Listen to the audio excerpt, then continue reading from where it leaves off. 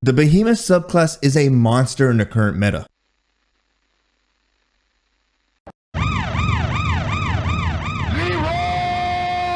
I'm a huge fan of Super Smash Bros. What's going on, guys? Welcome back to a brand new video. I'm BraveX Hero, and today we're going to be talking about the 3 best subclasses that are non-stasis. With several months into Beyond Light, maybe you've gotten fatigued from stasis. Maybe you're tired of using stasis abilities. Maybe you're looking to spice it up, right? Well, in this video, we're going to be talking about 3 subclasses that you need to be utilizing in the Crucible. They're still viable, and yes, guys, they are free to everybody, even if you don't own Beyond Light. A lot of players tend to forget the synergy between all of these subclasses, from the Striker Titan to the Hammer Titan to the Void Titan. There is so much synergy, and we're going to be covering it in this video. But before we get into the video, do me a huge favor, guys. If you like the edits and you want to see more videos from me, then click that like button because it lets me know to bring more videos. But without further delay, let's get into the video. When you first think of Titans, what is the first thing that comes to mind? Punching. A lot of punching. Always punching. For Titans, guys, everybody sees Titans as the punchy boys. They like to go out there and they just like to punch things to death. Which brings us to our first subclass. If you are a Titan out there looking to Incredible Hulk your way around the Crucible, then look no further than to the Code of the Juggernaut, which is going to be the bottom tree Striker. Guys, there's so much synergy within this tree. Saying that this subclass is a punch-based subclass is an understatement, guys. This subclass is focused around just throwing melees left and right.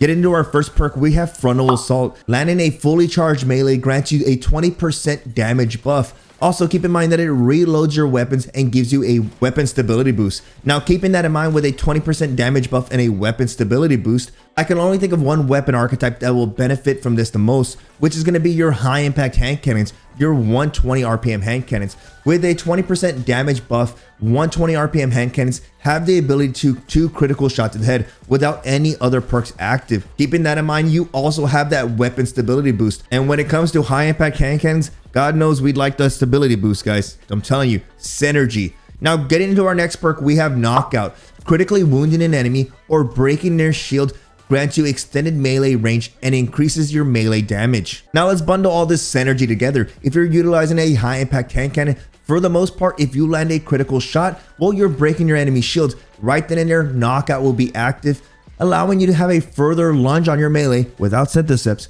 and more bonus damage from that melee, being able to easily clean up your opponent and activating Frontal Assault. Do you guys see the synergy there? And we're just getting started with this subclass. Now let's take that synergy to another level with the next perk, Reversal. Melee kills immediately trigger health regeneration. Now guys, if you're like me, I like to punch people all the time as a Titan.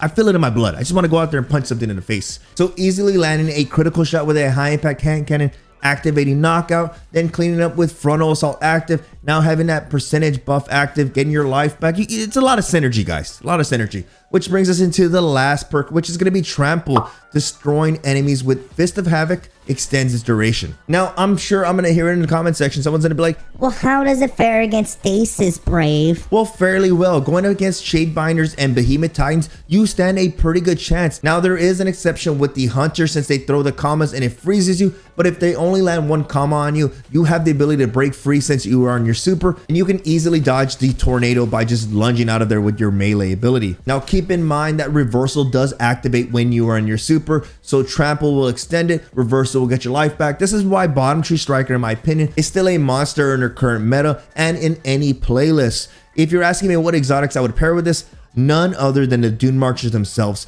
Guys, playing fast and in someone's face, that's the Dune Marchers game. Plus the synergy with all the perks we just mentioned with linear actuators active, that is a recipe for destruction right there. Now the next subclass is one of my personal favorites. Out of all the 3 we're going to be talking about today, this subclass is my top tier, my go-to as a Titan, which is Code of the Siegebreaker. Bottom Tree Hammers. Now guys, the perks on this tree not only synergize with each other, but also synergize with your weapons and your abilities. Getting into our first perk, we have Mortar Blast. Strike an enemy with this melee ability to release a solar explosion, setting nearby enemies on fire.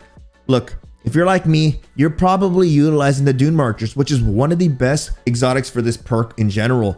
Guys, when you pair the Dune Marchers, you have linear actuators active. You not only chain enemies with your chain lightning on a melee, but you'll also burn them as well. Which brings us to our next perk, which synergizes extremely well with this, guys, which is Soul Invictus. Solar ability kills restore your health. Grenade, melee, and Sun Warrior kills leave a deadly sunspot in their wake. So when you get that melee kill, that linear actuators kick in with those Dune Marchers, you're gonna leave a sunspot on the ground. So not only did you get your health back from the solar ability kill, but now there's a sunspot, which brings us to our next perk, which is Sun Warrior.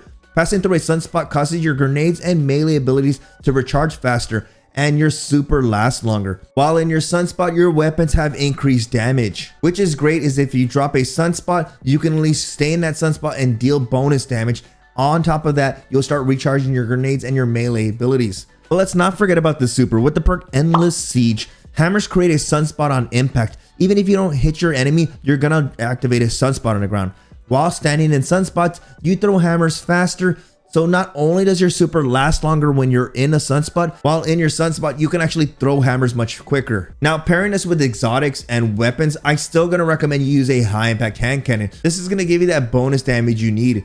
As for exotics, One-Eyed Mask is great for this. Standing in that sunspot, you're getting the abilities back. You're gonna take some damage. By killing your enemy, you're gonna get that overshield. So now you're in your sunspot, you're getting an overshield from the One-Eyed Mask, but not only that, your abilities are coming back.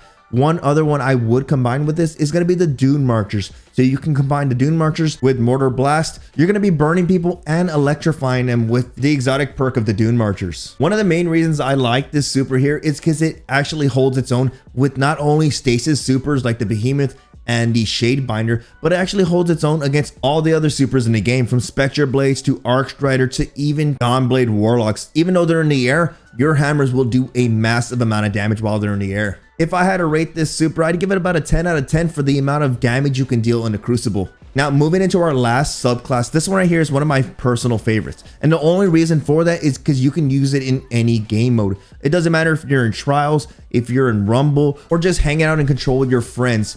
This class is offensive and defensive. We're going to have the Code of the Protector, which is going to be the Top Tree Sentinel. Now, I know some players will disagree. You have your personal favorites. And the reason why I gravitated more towards the Top Tree Sentinel is because of the synergy you get with all of its abilities. Getting into its first perk, it's going to be Defensive Strike. Defeat an enemy with this melee ability to create an overshield around you and nearby allies. Final blows grant melee energy when the shield is active. Guys, you ever see a whole group of people with an overshield? It's because somebody was utilizing Defensive Strike and they got an easy melee kill. Well, I'm probably going to get the question, well, Brave, when do I get easy melee kills? All the time. If you're using a shotgun, you're probably going to get an easy melee kill because chances are you fired your shotgun way too far away and the melee's going to kick in and you clean them up. Boom, you got an overshield. Well, you're probably saying, well, melee kills, okay, I can see that. I get an overshield, that's cool. But that's all I get, an overshield?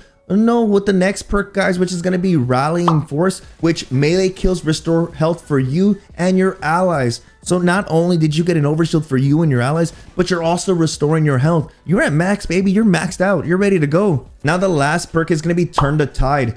Your Defensive Strike lasts longer and you have increased melee damage and reload speed. Guys, the reload speed is nuts. The melee damage is nuts. It's really going to help you out. But all those perk is nothing compared to the final perk, which is going to be the Word of Dawn. When super energy is full, create an indestructible dome to protect you and your allies. When you and your allies pass through that Word of Dawn, you're going to have 35% bonus damage even when you exit the Word of Dawn. 35% damage, well, what is that? That's kill clip right there. So if you're utilizing a high impact hand cannon, which we're not lying, guys, it's the meta right now, high impact hand cannons, you're going to have kill clip active pretty much on those weapons. So it's an easy 2-tap. But what I really like about this super is the fact is if you're in Trials and you're trying to cap a final zone, or you're playing Control and you need to capture a flag and you need a bubble, you can activate Word of Dawn and that area is yours. That is your area. But it's not only a bubble. If you need to go on the offensive, you can go out there, pop your super and start shield bashing people. You can throw with shields and you can even block, so that one player who's just sitting with their Chaos Reach, you can eat that entire super easily. Overall, I know some of you are burning out from utilizing stasis. Maybe you're getting tired of it, but don't forget about these light-based subclasses. They have a lot of synergy. Yeah, they may not be customizable like the stasis subclasses, but nonetheless, they are still a force to reckon with. I'm a Titan main, and I can tell you right now, I still prefer these three over the Behemoth Titan. With that, guys, thank you so much for watching. If you enjoyed the video, do me a huge favor and hit that like button. And if you're new to the channel, you might want to consider subscribing. With that, like always, I'll see you guys in the next video.